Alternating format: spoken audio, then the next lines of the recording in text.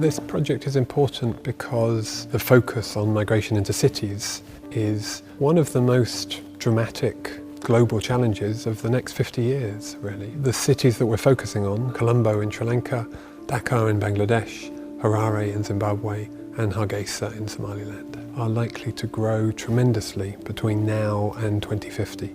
And there's relatively little research on this, certainly not as much research as the significance of this phenomena would justify. This project looks at movement from rural areas into cities. It doesn't make assumptions about why people are on the move. So some are displaced as a result of environmental change, some as a result of conflict, some because of looking for economic opportunity. It really brings migration studies into urbanization studies in a new way. In terms of my previous research, this is the first time I've been involved in anything so broadly comparative. This project in 4 very different, very dispersed locations is unusual, particularly locations which are generally fairly challenging to work in. Places like Hargeisa in Somaliland, there's very little research which goes on there anyway. The characteristics of these neighbourhoods is that people don't really know them very well. They often fall outside of the national census. The planning that is conducted there is not based on very detailed maps of these neighbourhoods. So in providing a bit more information about these neighbourhoods,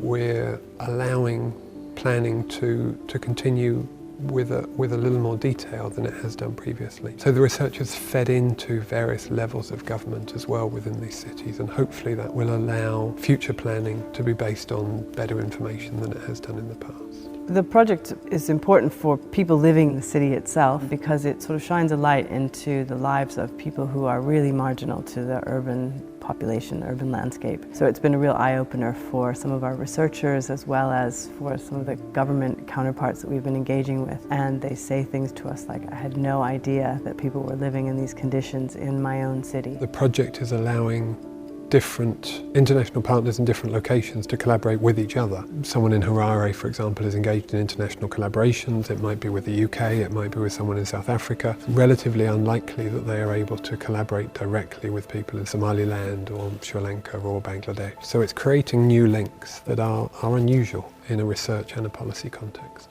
I would hope that the project has helped the communities where we'll be working at a range of different levels. Everybody says that it's positive for people to tell their stories in some way, and that's something which has been reflected in this project, that a lot of the people who've been engaged in the research, who have been interviewed about their life histories, have told the researchers that it was something that they enjoyed, that it was something that they found reflective. So initially the research project has allowed people to talk about things that they didn't often talk about. For me, I think one of the stories that I would like to tell coming out of this research project is that migration is a universal human phenomenon. We all have a migration story of some sort to tell.